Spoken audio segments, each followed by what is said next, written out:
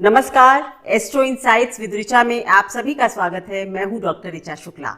आज आप सभी से बात होगी राहु ग्रह के विषय में। राहु और केतु दो ऐसे ग्रह हैं जिन पर कितनी भी बात हम कर लें शायद कम होगी। आज मैं आप लोगों को राहु के साथ सभी ग्रहों की युति जो है वो क्या फल देती है उस पर बात करूंगी। मैं इस वीडियो में सबसे पहले आपको राहु के बारे में बताऊंगी, उसके बाद उसके साथ जो ग्रह कंजंक्ट करते हैं, युति बनाते हैं, वो किस तरह से काम करते हैं, या यूं कहिए कि राहु उनके साथ कैसे काम करता है, इस पर चर्चा करूंगी। और आपको ये भी समझाऊंगी कि हर ग्रह कुछ कहता है और राहु बहुत कुछ कहता है। अगर हम राहु को समझ ले अपने हॉरोस्कोप में तो शायद हमारे जिंदगी का, हमारे जीवन का जो लक्ष्य है, जो पर्पस है, वो हमारे सामने क्लियर हो जाएगा। सब ग्रह, केतु तो कभी राहु के साथ हो ही नहीं सकता क्योंकि वो हमेशा 180 डिग्री पर होते हैं। तो आज मैं सूर्य से लेकर शनि तक हर ग्रह राहु के साथ जब कंजंक्ट होगा तो क्या प्रभाव देगा, आपके साथ आज इसका एक विवेचना करूंगी। चलिए शुरू करती हूँ अपना वीडियो।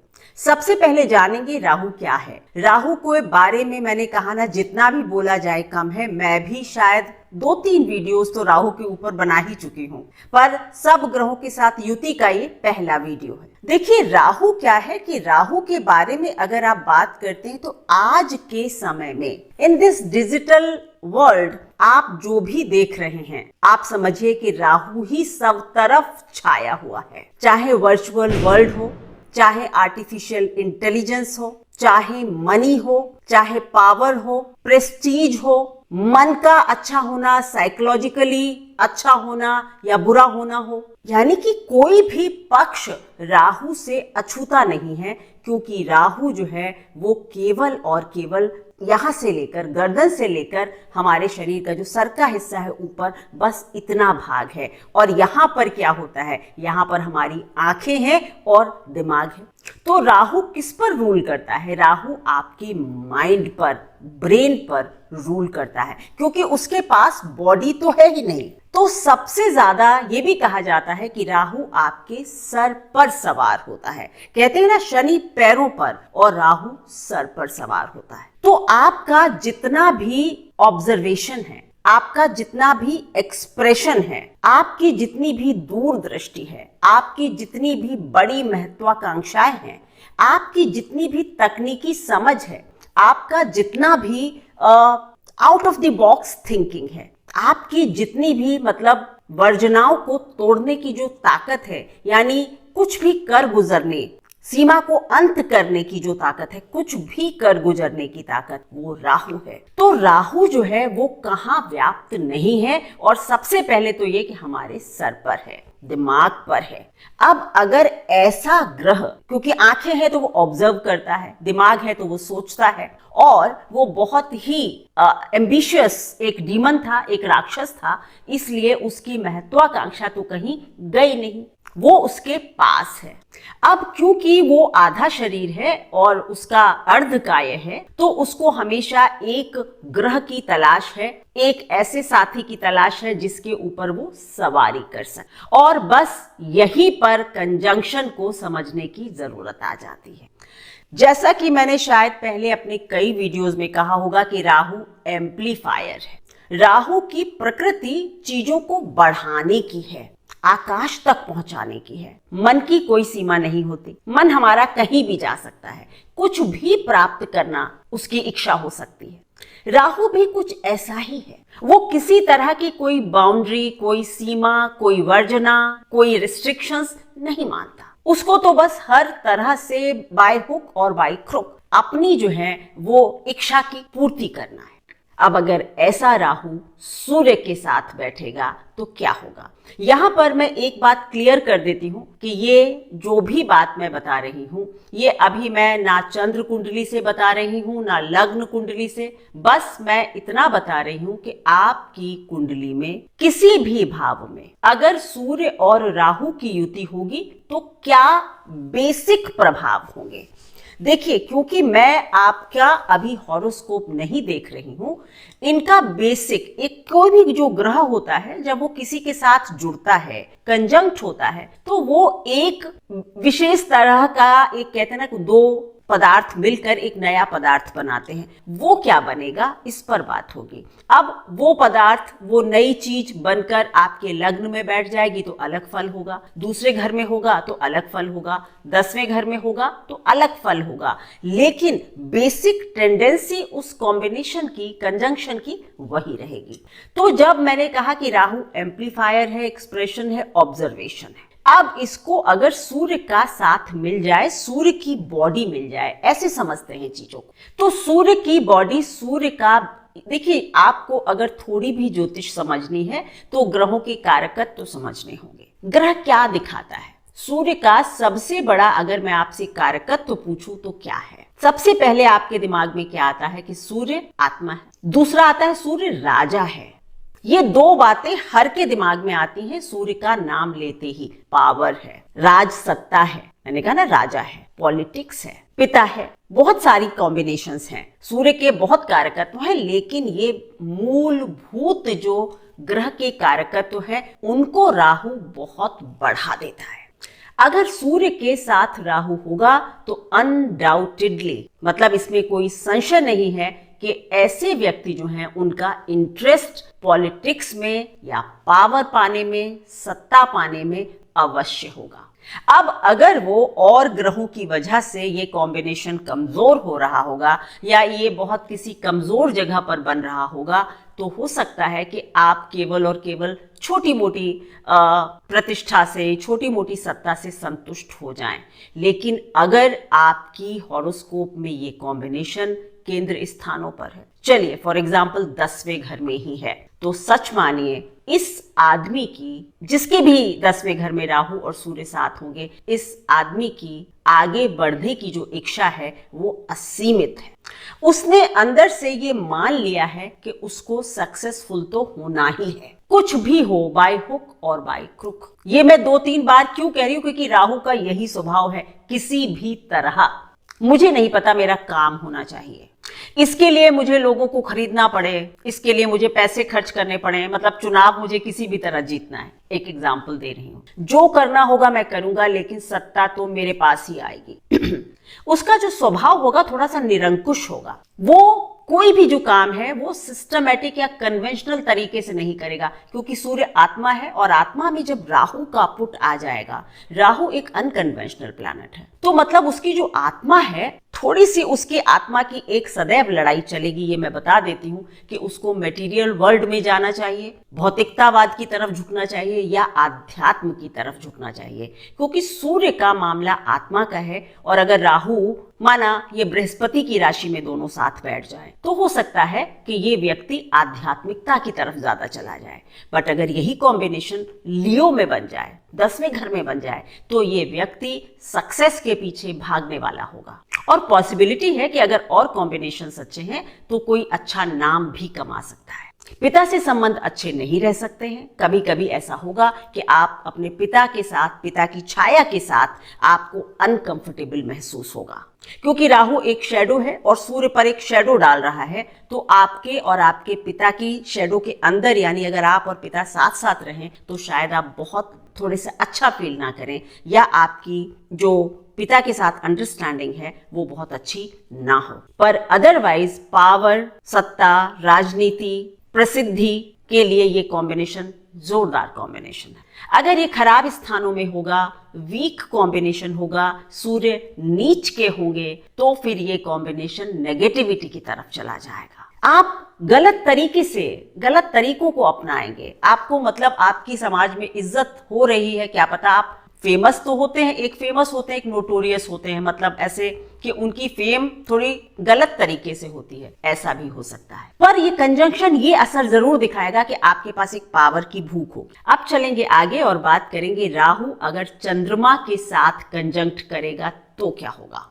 मैं आप लोगों से लगातार कुछ वीडियोस में कह रही हूं कि काल पुरुष की कुंडली यानी मेष से लेकर और 12 मीन तक की कुंडली को याद कर लीजिए और उसमें कौन सा ग्रह किस भाव को रूल करता है ये कभी मत भूलिए। चंद्रमा की बात होगी तो चंद्रमा का मतलब होगा चौथा घर। फोर्थ हाउस क्या है? फोर्थ हाउस सुख, समृद्धि, एसेट्स, गाड़ियां, बंगला, माँ, कंफर्ट, रियल एस्टेट, कुछ भी।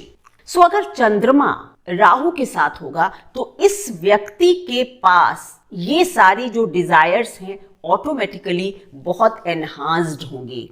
मेरे पास अच्छी गाड़ी होनी चाहिए, मेरे पास अच्छा घर होना चाहिए, मेरे पास घर में सारे ऐशो आराम होने चाहिए, घर में अच्छी से अच्छी डिजिटल चीजें होनी चाहिए, बड़ी टीवी, स्मार्ट टीवी, कुछ मतलब जो भी आप सोच सकते हैं, आर्टिफैक्ट्स। आपकी जो माता जी हैं, चाहे कहीं भी ये कॉम्बिनेशन है, पर क्योंकि चंद्रमा चौथे घर को रूल करता है तो आपकी मदर जो है वो भी थोड़ी सी अनकन्वेंशनल थॉट प्रोसेस की हो सकती है। वो बहुत ज्यादा सामाजिक वर्जनाओं को, सामाजिक प्रथाओं को नहीं मान सकती हैं। अब ये मैं बात कर रही हूं अगर इस कंजंक्शन पर कोई और प्रभाव नहीं है। अगर बृहस्पति का प्रभाव आएगा, हो सकता है आपकी माँ काफी कन्वेंशनल हो और आप कमेंट्स में लिख रहे हो कि आप बिल्कुल झूठ बोल रही हैं। ध्यान रखिएगा, ये जब बात की जाती है तो keeping all other factors constant, ये केवल और केवल इस कंजंक्शन की बात हो रही है। जैसे जैसे इसका प्लेसमेंट, इसके ऊपर दृष्टि सब आता जाएगा, इसके जो नतीजे हैं उनमें चेंज आता जाएगा। सो आप एक रियल एस्टेट की बिजनेस में बहुत बड़ा नाम कर सकते हैं।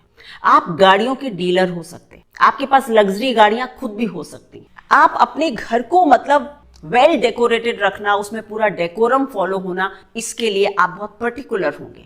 अगर आप रियल एस्टेट, फूड या फिर कोई लिक्विड चीजों का व्यापार, इस तरह की किसी चीज से जुड़ते हैं, आप बड़ा पैसा कमा सकते हैं। मत भूलिए, आज मैं आपको ये भी बताऊंगी कि राहु किन 3 ग्रहों के साथ बड़ा लक्ष्मी योग बनाता है और उसमें एक चंद्रमा भी है। राहु और चंद्रमा की युति को केवल और केवल ग्रहण और विष योग कहकर मत टाल दीजिए। ये आपको बहुत ह्यूज मनी दे सकता है। बस इसको डिग्निटी के साथ चंद्रमा प्लेस्ड हो, माना ये वृषभ राशि में बन जाए, चंद्रमा भी उच्च का, राहु भी उच्च का, आपके पास किसी चीज की कमी नहीं होगी, सच मानिए।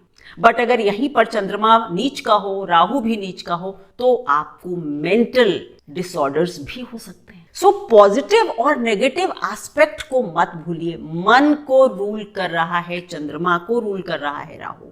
राहु मन को बढ़ा रहा है, इच्छाओं को असीमित कर रहा है। या तो माँ से बहुत प्रेम होगा या माँ से आपका बिल्कुल संबंध अच्छा नहीं होगा, ये उसके प्लेसमेंट पर डिपेंड करेगा। पर आपके पास सुख सुविधा वगैरह बहुत दे सकता है और जैसा कि मैंने कहा, ये असीमित लक्ष्मी का एक योग होता है और ऐसे मैंने बहुत हॉरोस्कोप्स देखे हैं। सो ऐसे लोग इमोशनल हो सकते हैं क्योंकि क्या कर रहा है, इमोशन को बढ़ा रहा है। चंद्रमा इमोशन है, हमारी मानसिकता है, उसको बढ़ा रहा है राहु, एनहांस कर रहा है। बहुत इमोशनल हो सकते हैं। अगर नीच का होगा चंद्रमा तो, अगर उच्च का होगा तो आप आला दर्जे के प्रैक्टिकल आदमी होंगे क्योंकि पृथ्वी तत्व राशि है। आप स्थिर है, आप बहुत ज़हीन होंगे, आपका इंटेलेक्ट बहुत अच्छा होगा और आप बहुत स्ट्रीट स्मार्ट होंगे।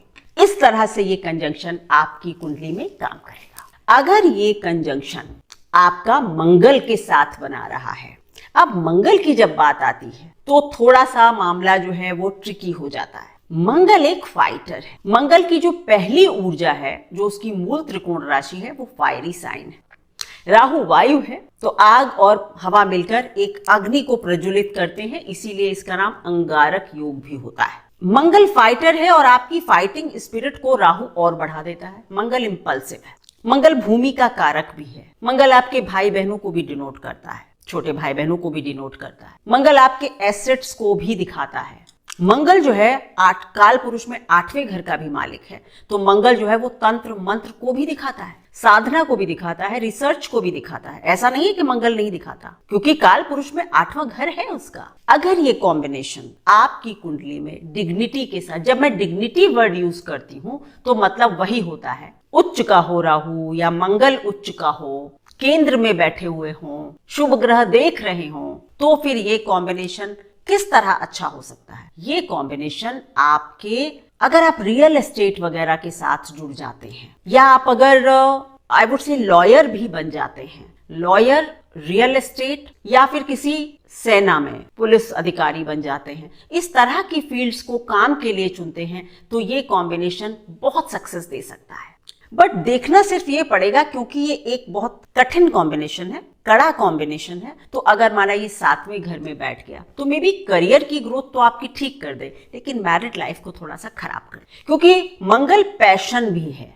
अब अगर किसी लड़की की हॉरोस्कोप में मंगल के साथ राहु हो तो हो सकता है उसके पति का स्वभाव बहुत एग्रेसिव हो। अगर 7वें घर में है तो आपको अपनी मैरिज में मतलब ये लगे कि मतलब it's difficult to handle my husband, काफी एरोगेंट हैं, काफी इंपल्सिव हैं, मूड स्विंग्स हैं, इस तरह का। बट अगर यही कॉम्बिनेशन 10वें घर में हो, क्योंकि देखिए आग जल रही है, अब आप वो 4थे घर में बैठा देंगे या फिर 7वें घर में, सेंसिटिव हाउसेस में ये अच्छा नहीं है, लेकिन 10वें घर में अच्छा हो सकता है। पहले घर में भी ये कॉम्बिनेशन बहुत बड़ी सक्सेस दे सकता है, लेकिन इसका हमको बहुत अच्छे से आकलन करना पड़ता है कि मंगल की क्या स्थिति है, मंगल आपकी कुंडली में रूलर कहाँ का है। ये देखकर फिर हम एक नतीजा निकालते हैं कि ये इस तरह के प्रभाव देगा। लेकिन मोटी मोटी बात ये कि ऐसा आदमी फाइटर होगा, इंपल्सिव होगा, मूड स्विंग्स होंगे और बहुत तेजी से काम करने वाला होगा। कई बार बिना सोचे समझे भी काम कर सकता है। आ बैल मुझे मार वाली प्रवृत्ति होगी, दूसरों से जूझने की, लड़ने की एक आदत होगी। पर अगर पॉजिटिव है तो बहुत अच्छा है, मतलब कुछ बड़ा कर सकता है आपके लिए। राहु का मतलब ही है कुछ बड़ा, समथिंग बिग। अब बात होगी कि अगर राहु बुध ग्रह के साथ बैठ जाए तो क्या होगा। बुध के साथ राहु का जो प्रभाव है वो बहुत अच्छा हो जाता है। मैं आप लोगों को आज एक बात बताती हूँ, बुध राहु के समस्त दोषों का नाश करता है। तो अगर बुध और राहु एक साथ हैं तो आप एक बहुत फाइन इंटेलेक्ट के आदमी हो सकते हैं, मतलब रियली जिनको कहते हैं कि जहीन, बुद्धिमान, इंटेलेक्चुअल, बहुत अच्छी वाणी हो सकती है, बहुत अच्छे राइटर हो सकते हैं, बहुत अच्छे कोच हो सकते हैं, बहुत अच्छे ट्रेनर हो सकते हैं, बहुत अच्छे सीए हो सकते हैं, बहुत अच्छे ऑडिट ऑफिसर हो सकते हैं, बहुत अच्छे मीडिया की फील्ड में कुछ बड़ा नाम आप कर सकते हैं। बस बात ये की है कि बुध को अच्छी स्थिति में होना चाहिए। अब अगर बुध शत्रु क्षेत्री होगा तो आपकी वाणी में तो जोर है, लेकिन आप हमेशा नेगेटिव बात कर रहे हैं, लोगों को चुभ जाए ऐसी बात कर रहे हैं। आपकी बोलने की ताकत अद्भुत है, लेकिन वो लोगों को प्रसन्न करने वाली नहीं। पर अगर किसी का बुध अच्छा है, उच्च का है, कन्या में है, मिथुन में है, बृहस्पति की राशि में भी है, तो क्या होगा, तो आप एक जबरदस्त ओरेटर हो सकते हैं। आपकी बात लोग ऐसे सुनेंगे जैसे पहले किसी ने बोली ही नहीं।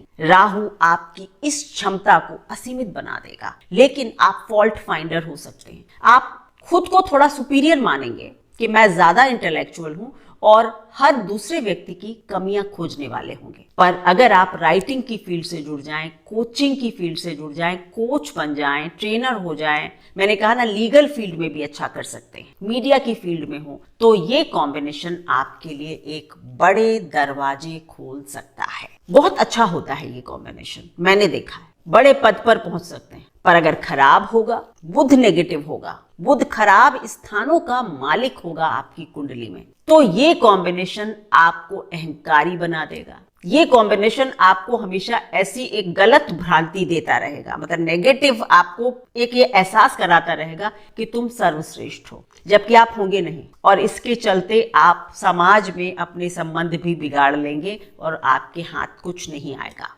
क्योंकि राहु को एम्पलीफाई करना है, राहु को उस चीज को बढ़ाना है। अगर बुध नेगेटिव है तो नेगेटिविटी बढ़ जाएगी, अगर बुध पॉजिटिव है तो पॉजिटिविटी बढ़ जाएगी। बुध की सारी अच्छी क्वालिटीज आ जाएंगी, नहीं तो बुध की सारी बुरी क्वालिटीज आ जाएंगी और वो बहुत बढ़ जाएंगी। राहु अनकंट्रोलेबल है।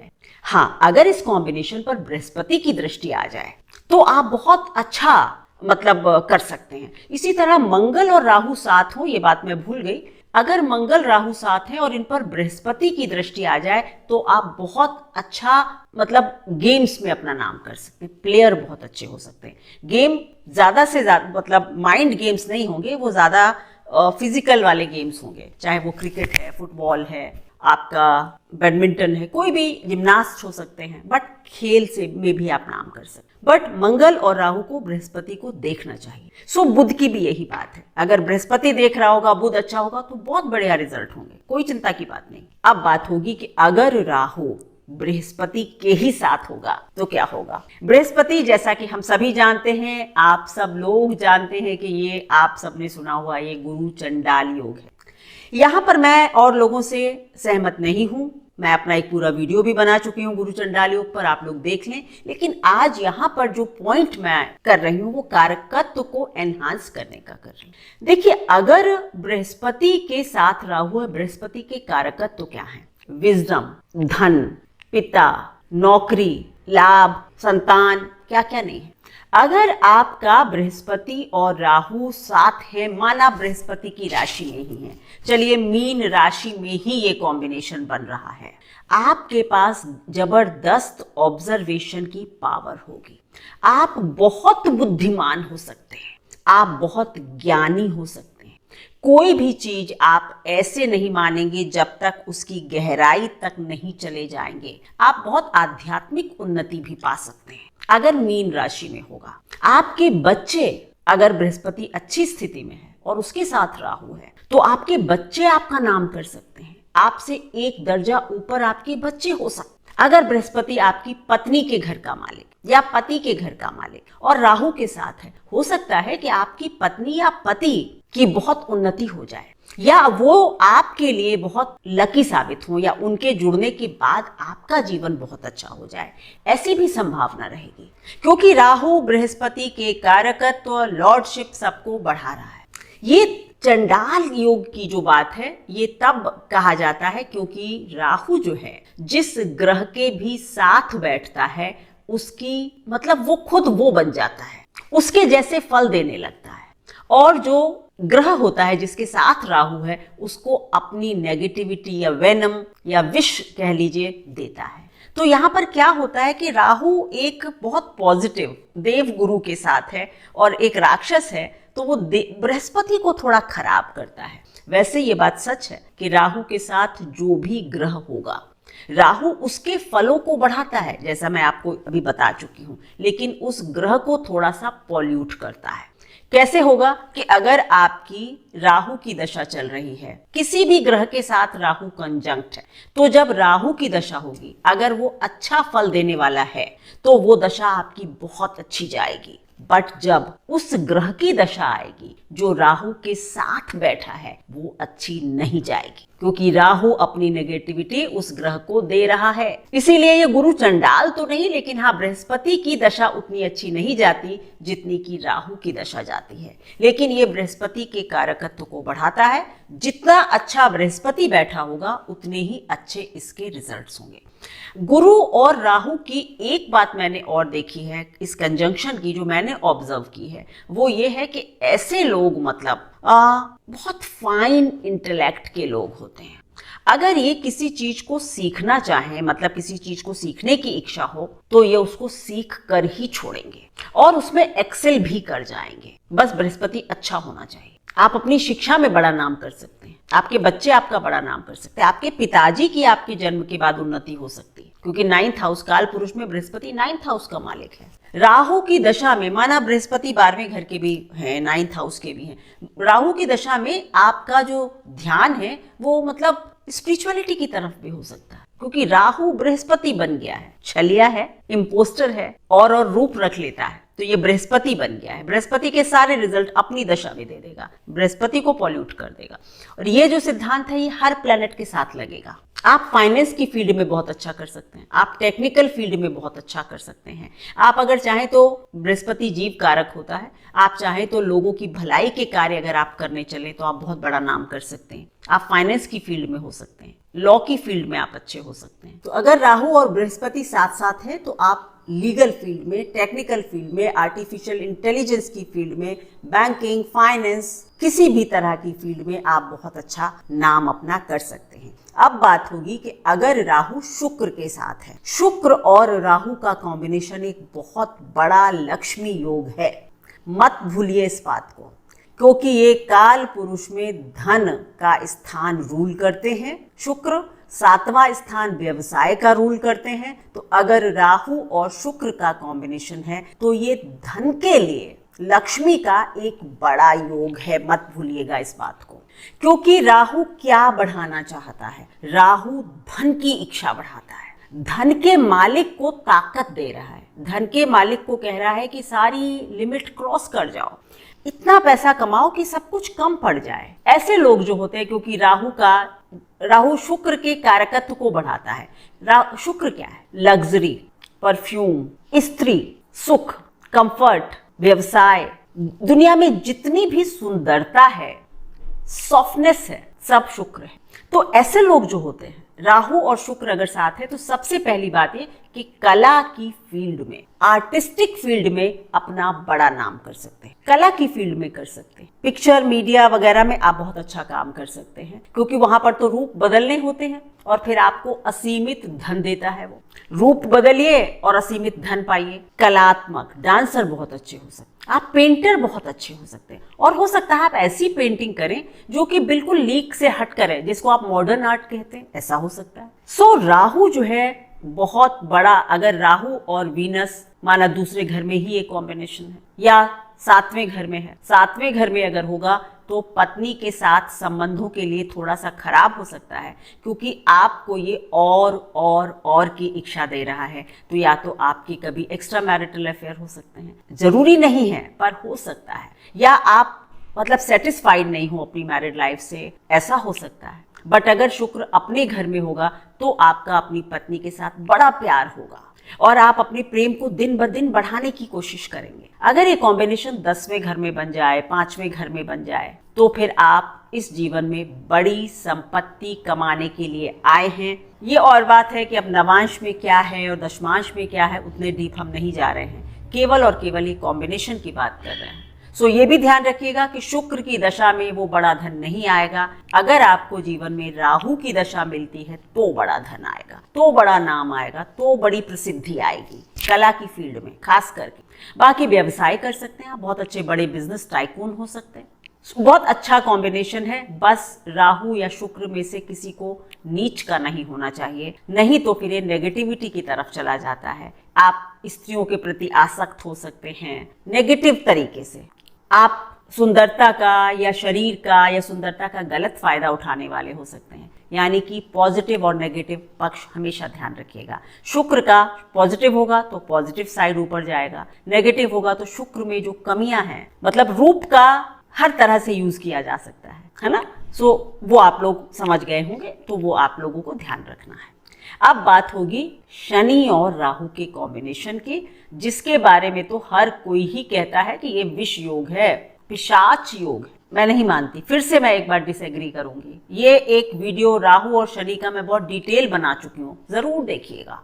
पर शनि का क्या है, मैंने कहा ना काल पुरुष तो हमें लगाना ही लगाना है, भूलना ही नहीं है। 10th और 11th के मालिक हैं काल पुरुष में। 10वें और 11वें घर के मालिक को अगर राहु का साथ मिल जाए, 10वां घर आकाश है, आकाश तत्व है। अगर राहु और शनि साथ हैं, वेल प्लेस्ड हैं, या इनका या तो शनि अपने घरों में है या फिर शनि और राहु जिस घर में बैठे हुए हैं किसी भी राशि में हो और उसका मालिक इस कॉम्बिनेशन को देख रहा है, तो ये कॉम्बिनेशन भी जबरदस्त फेम और मनी का कॉम्बिनेशन बन जाता है। बड़ी मनी, कभी कभी जितनी आपने सोची ना हो। किसको हवा दे रहा है राहु? इच्छा पूर्ति को हवा दे रहा है, मतलब बढ़ा रहा है, इच्छाओं को भी बढ़ा रहा है और इच्छा पूर्ति भी करवा रहा है। 11वां घर इच्छा पूर्ति का है। अगर शनि के साथ माना राहु और शनि 11वें घर में ही है, तो ऐसे व्यक्तियों की अक्सर, बस शनि नीच वगैरह के ना हो, सारी इच्छाएं पूरी करवा देगा राहु, अपनी दशा अगर मिल जाए तो। शनि की दशा में जरूरी नहीं है कि इतने अच्छे रिजल्ट हों, लेकिन राहु की दशा ट्रेमेंडस असर दिखा सकती है। दूसरा क्या है कि शनि जो है वो सर्विस, तो ऐसे व्यक्तियों के अंदर ड्यूटीफुल बहुत होते हैं, सेवा भावना बहुत होती है। सेवा भावना के कार्यों में ये बड़ा नाम कर सकते हैं, ये समाज सुधारक हो सकते हैं। 11वां घर जो है कुंभ राशि जो है वो समाज सुधार का भी काम करती है। सर्विस टू द ह्यूमैनिटी, मानवता के लिए काम, रिवॉल्यूशनरी इनकी थिंकिंग हो सकती है। मतलब बड़े पृथक विचारों के मालिक हो सकते हैं ऐसे लोग, जो लोगों को लगे अरे ये तो बड़ी अजीब बात करते हैं, लेकिन वो बात सही कर रहे हैं। अगर शनि और राहु के कॉम्बिनेशन को बृहस्पति देख रहा हो तो सोने पर सुहागा है। दोनों ही ग्रह चेक्ड रहेंगे और असीमित संभावनाओं के द्वार आपके लिए खोल देंगे, क्योंकि काल पुरुष में बृहस्पति 9वें घर के मालिक हैं। अगर भाग्य का मालिक आपके कर्म के मालिक को देख ले और उसके साथ राहु हो जो कि उसको आकाश तक पहुंचा दे, बड़ा योग है ये। भूल जाइए पिशाच योग वगैरह। हाँ, अगर शनि नीच के हैं, ये 8वें घर में कॉम्बिनेशन बन रहा है या क्रूर ग्रहों से देखा जा रहा है, तो ये एक कठिन कॉम्बिनेशन हो सकता है। आपको जिंदगी में बहुत मेहनत करनी पड़ सकती है, बार बार फेलियर्स का सामना करना पड़ सकता है, क्योंकि शनि अगर नीच का है, शनि खराब घर में है, तो राहु उसकी उसी क्वालिटी को बढ़ा रहा है, तो बड़े ऑब्स्ट्रक्शंस हो सकते हैं। बट अगर पॉजिटिवली प्लेस्ड है, इसीलिए कुछ लोग कहते हैं कि ये कॉम्बिनेशन हमको बहुत नुकसान दे रहा है, और कुछ लोग कहते हैं बहुत अच्छा कॉम्बिनेशन है। वो यही भूल जाते हैं कि जिस तरह की शनि की ताकत होगी या जो शनि का स्वभाव आपकी कुंडली के लिए होगा, 8th लॉर्ड है तो अच्छा नहीं होगा, 6th लॉर्ड है स्ट्रगल बढ़ाएगा। मे बी आप उस स्ट्रगल को किल कर लें, जीत जाएं, लेकिन बढ़ाएगा। बट अगर 9th लॉर्ड है तो बढ़िया भाग्य को बढ़ा देगा। तो किसी भी कंजंक्शन को जब हम देखते हैं राहु के साथ, तो ये समझ लीजिए कि वो ग्रह जिसके साथ राहु है वो आपकी कुंडली में जैसा है वैसे ही असर राहु देगा, और वो जो दूसरा ग्रह है जिसके साथ राहु है उसकी दशा थोड़ी कमजोर जाएगी, या जो परेशानी राहु देना चाहता था वो आपको उस ग्रह की दशा में देखने को मिलेगी। तो ये थी राहु की रहस्यमयी दुनिया। बहुत जल्दी आपके साथ इसी तरह केतु के एक वीडियो के साथ मिलूंगी। धन्यवाद। अगर आप लोगों को मेरे वीडियोस अच्छे लगते हैं, पसंद आते हैं, तो प्लीज लाइक करें, शेयर करें, सब्सक्राइब करें मेरे चैनल को। परिवार बहुत बढ़ रहा है और आप लोग ज्यादा से ज्यादा सब्सक्राइब करें मेरे चैनल को, तो मुझे बहुत प्रसन्नता होगी। धन्यवाद।